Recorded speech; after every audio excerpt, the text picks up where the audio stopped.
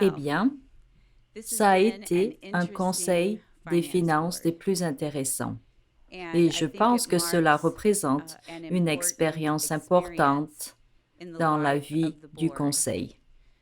J'ai eu le privilège de faire partie de ce conseil dans de multiples positions depuis 2002.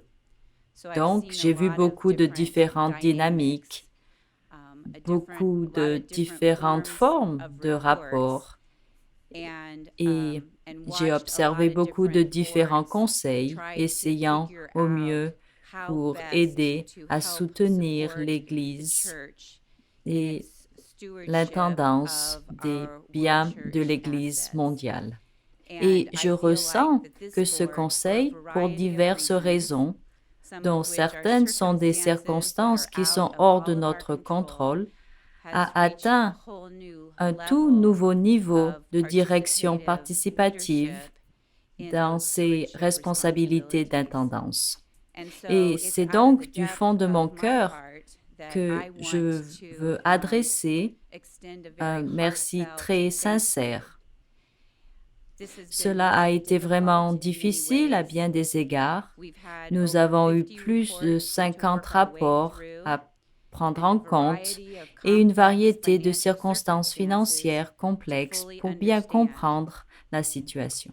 Sans parler de devoir faire face à notre propre réaction émotionnelle, à certaines tendances qui peuvent être lues de manière très décourageante. Et au milieu de tout cela, nous devons essayer de nous souvenir et écouter la direction de l'Esprit Saint et de découvrir à nouveau ce que Dieu veut nous aider à faire. Alors, au nom de la première présidence et de la présidence de l'évêché, nous tenons à remercier ce Conseil des finances de l'Église mondiale. Votre rôle est essentiel à la santé financière de l'Église et nous ne pouvons pas faire notre travail sans votre aide. Vous avez travaillé vraiment dur ce week-end et vous l'avez fait avec amour et grâce tout en exerçant une intendance très sage. Comme vous le savez, basé sur la résolution 1306 de la Conférence mondiale, le rôle du Conseil comprend aussi bien l'examen et l'acceptation du rapport d'audit indépendant annuel pour l'Église mondiale et également l'examen et l'approbation du budget annuel de la mission mondiale. Lors de cette réunion des 3 et 4 juin, les dirigeants de l'Église mondiale ont fourni au Conseil une série de rapports à la fois sur les finances et la mission pour vous aider à remplir vos responsabilités. Le Conseil des finances de l'Église mondiale, en approuvant le budget de la mission mondiale de l'année fiscale 2018, a d'abord examiné le rapport d'audit indépendant des années fiscales 2015 et 2016 pour l'Église mondiale et l'Université de Graceland. Le Conseil a aussi entendu notre société d'audit parler sur les éléments suivants sur l'audit. Nous avons reçu une opinion sans réserve. Cela signifie que l'auditeur a indiqué que nos états financiers sont présentés de façon fidèle à tous égards importants, conformément aux principes comptables généralement reconnus. Le rapport d'audit comprenait aussi la déconsolidation du Canada, le changement du processus d'évaluation et la dépréciation des actifs immobiliers. L'augmentation de la responsabilité retraite en raison de la diminution des hypothèses sur le taux de rendement à long terme des investissements. le changement de notre comptabilité des dotations en vue d'interrompre et de renverser l'ajustement de l'inflation précédemment ajouté chaque année aux actifs nets affectés en permanence. Et enfin, l'impact sur les actifs nets d'utiliser un taux de dépense sur les dotations comme revenu au budget lorsque la majorité des investissements ont été réalisés dans l'immobilier sans qu'il y ait d'importants revenus en espèces. Maintenant que le Conseil des finances de l'Église mondiale a accepté le rapport d'audit des années fiscales 2015 et 2016, ils seront mis à la disposition de l'Église. Ils seront publiés en anglais sur le site web de l'Église www.cofchrist.org et ils y seront dès que notre équipe web peut le publier, mais certainement d'ici la fin du mois de juin. En plus du rapport d'audit indépendant, le Conseil a reçu et examiné les états financiers y relatifs pour acquérir une compréhension plus claire des finances de l'Église mondiale. Vous avez fait un travail impressionnant de nous suivre à travers une variété de rapports, en vous débattant pour essayer de comprendre l'histoire qui se trouve derrière les chiffres. Cette histoire inclut également notre responsabilité envers les retraités actuels et à venir de l'Église et fournit des chiffres que représente la responsabilité retraite de l'Église à compter du 30 juin 2016. Cet examen montre très clairement que bien que la réduction des actifs nets de la fin de l'année fiscale 2015 à la fin de l'année fiscale 2016 a été décevante, elle n'impacte pas directement les opérations courantes soutenues par le budget de la mission mondiale. De même, alors que le Conseil a envisagé d'éventuelles réductions supplémentaires pour le revenu de l'année fiscale 2017, il a donné son soutien de maintenir le niveau actuel du ministère et des services dans le budget de la mission mondiale de l'année fiscale 2018. Cette décision n'a pas été prise sans démontrer de préoccupation.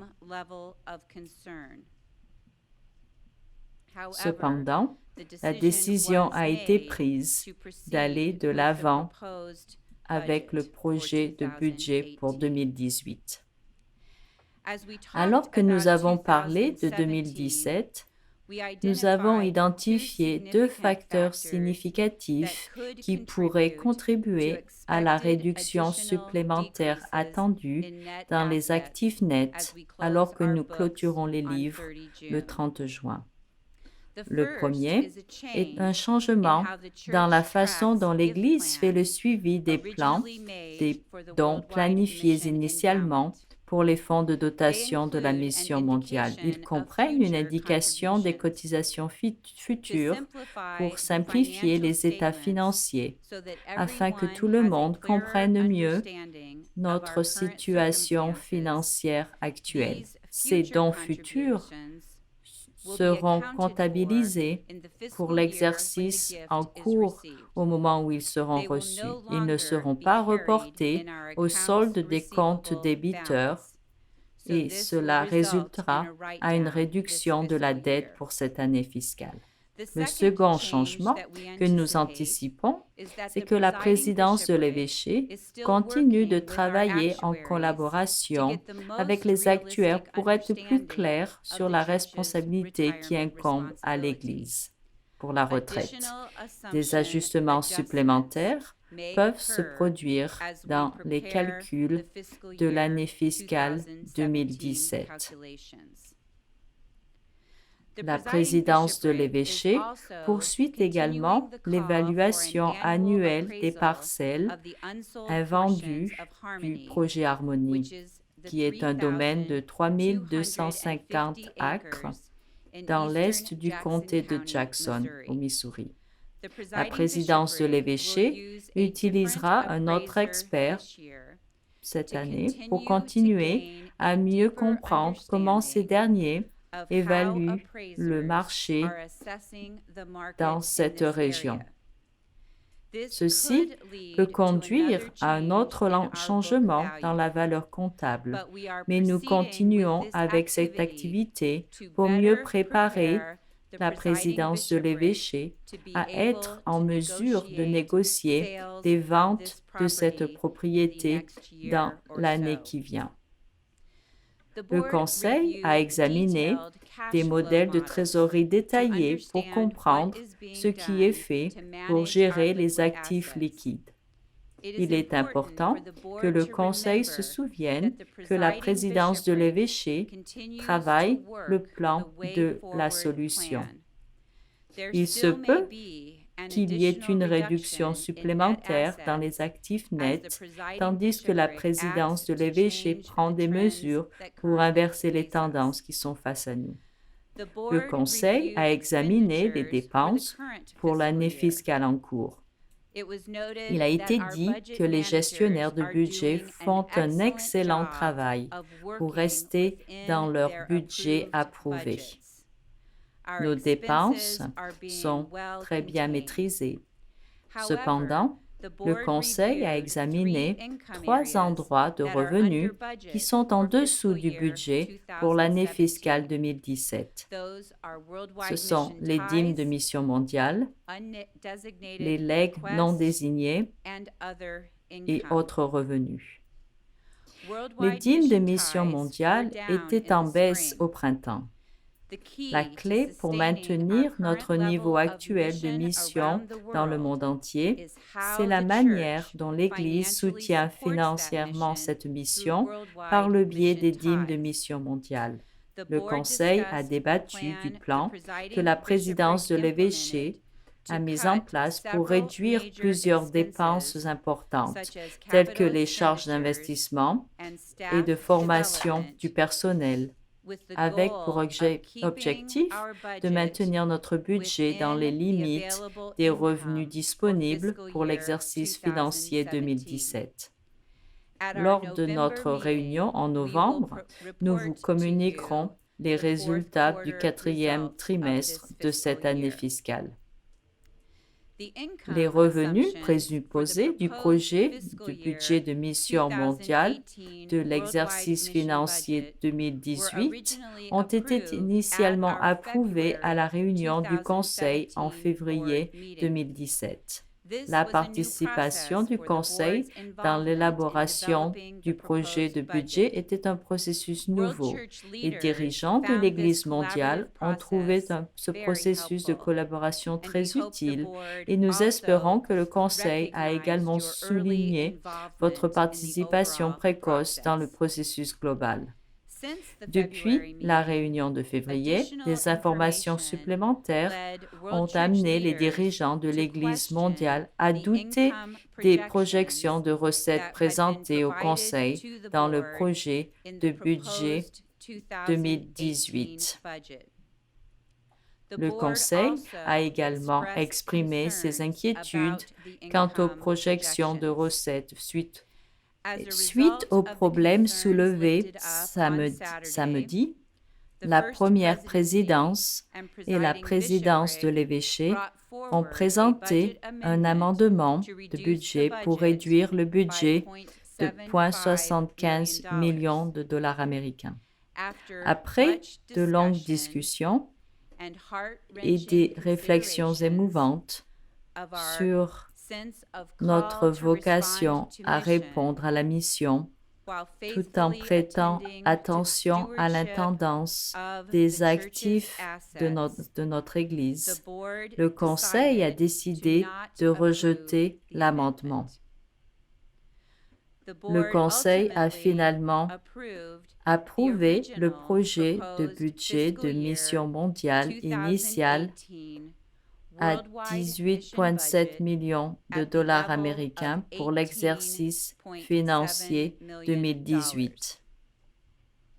Le Conseil a exprimé sa confiance en ses dirigeants pour qu'ils assurent une surveillance étroite des revenus projetés tandis que l'année fiscale commence à se dérouler et a encouragé la direction à faire des ajustements nécessaires si les projections ne se passent pas comme prévu. Nous voulons que le Conseil sache que nous avons entendu ces préoccupations et que nous continuerons à surveiller étroitement les revenus. Et je peux vous assurer que si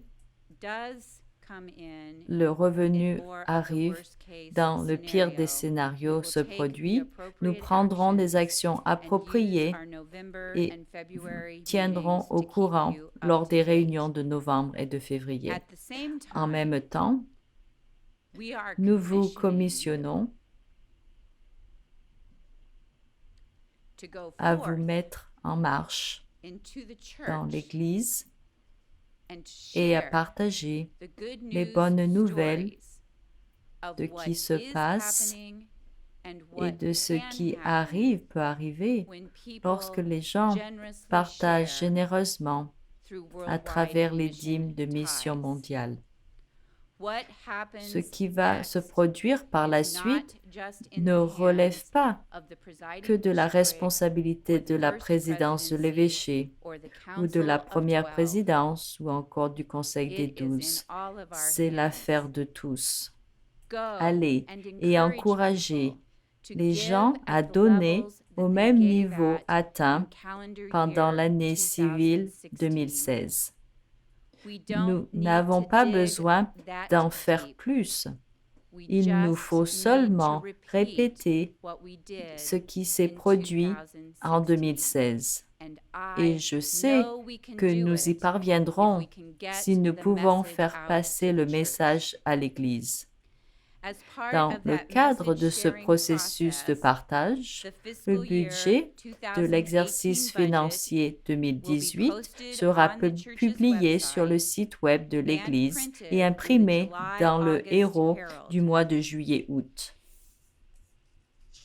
En plus des divers rapports examinés, pour nous aider à prendre des décisions concernant les dîmes de mission mondiale, nous avons également abordé le projet Pont de l'Espoir, y compris les promesses de dons du Pont de l'Espoir faites à partir de la richesse des gens pour nous aider à résoudre la question de la retraite et également pour reconstituer nos dotations. De plus, nous avons indiqué au Conseil qu'à ce jour, il n'y a eu aucune mise à jour concernant la vente des biens historiques ou d'autres propriétés qui pourraient aussi soutenir le projet Pont de l'Espoir. Alors ainsi, lorsqu'on observe les 5 points du plan en avant, premièrement, il y a 2 facteurs à risque dans le budget de mission mondiale 2018 qui a été approuvé. Le premier concerne la disponibilité des legs non désignés. Nous connaîtrons l'état de cette ligne de recettes d'ici le mois d'août et pourront faire les ajustements nécessaires si l'objectif prévu dans le budget n'est pas atteint. Le deuxième concerne le soutien continu et la croissance des dîmes de mission mondiale. Une fois de plus, je ne soulignerai jamais assez l'importance du bouche à oreille pour aider l'Église à saisir des occasions de répondre. L'une des nombreuses statistiques qui a plané dans votre esprit et dans vos documents ce week-end n'est autre que lorsque l'équipe du financement de la mission s'entretient avec les gens sur ce que leur générosité peut avoir comme impact, même avec ceux qui choisissent de ne pas promettre d'augmenter leurs dons. La moyenne générale des dons augmente et a augmenté de 18% avec ceux qui ont eu ces conversations. Aussi, partager des histoires et inviter les gens à prendre part est tellement important. Deuxièmement, le nouveau budget ne prévoit pas d'expansion mondiale. Même si des opportunités de ministères nouveaux continuent d'abonder dans presque tous les pays où nous sommes actuellement actifs et les pays où nous ne sommes pas encore allés. Nous maintiendrons le niveau des ministères et des services fournis dans l'année en cours et nous n'irons pas au-delà jusqu'à ce que nous répondions à tous nos besoins financiers et nous consolidions notre avenir financier. Troisièmement, la présidence de l'évêché continuera d'évaluer la possibilité de vendre certains biens historiques et d'autres propriétés enregistrées au nom des évêchés aux États-Unis et dans le monde entier. Comme indiqué précédemment, ces actifs seront mis en vente qu'à la condition d'un prix acceptable négocié et que le produit net serve à financer le projet Pont de l'Espoir.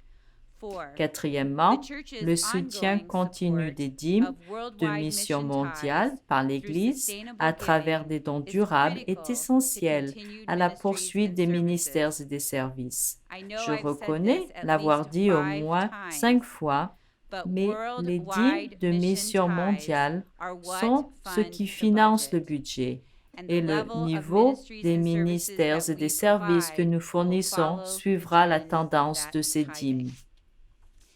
En plus, pour ceux qui sont bénis de connaître une abondance financière, nous les encourageons à partager de cette abondance pour les dîmes du Pont de l'Espoir pour que l'Église puisse financer sa responsabilité vis-à-vis de la retraite annuelle, régler les dettes et éventuellement reconstituer nos dotations. Et enfin, cinquièmement, conformément à la résolution 1314 de la Conférence mondiale, la première présidence et la présidence de l'évêché sont en train de créer des ressources pour soutenir la prêtrise et les dirigeants à instruire les disciples pour comprendre qu'une dîme fidèle fait partie des 6 principes de la réponse généreuse du disciple. Restez à l'écoute pour découvrir ces ressources l'année prochaine et leur mise à disposition dans les 3 langues.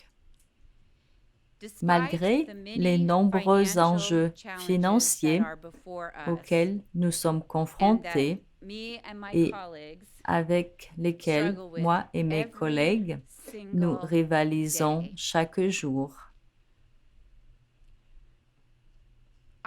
je vis comme un disciple optimiste de Jésus-Christ. Au-delà des mots, je suis toujours aussi reconnaissante pour la réponse généreuse de l'Église à travers les dîmes de mission mondiale. Je reste humble devant ces personnes qui ont la volonté d'aider à renforcer l'avenir financier de l'Église à travers les dîmes du Pont de l'Espoir. Et je suis encouragée par la réponse des cherchants et de nouveaux disciples qui rencontrent le Christ vivant à travers la communauté du Christ. Je ressens toujours le Saint-Esprit qui nous guide et nous conduit. Et c'est mon témoignage que la mission de la communauté du Christ n'est pas terminée.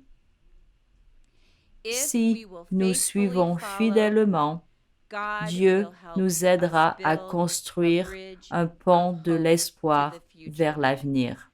Que ce soit le cas. Amen.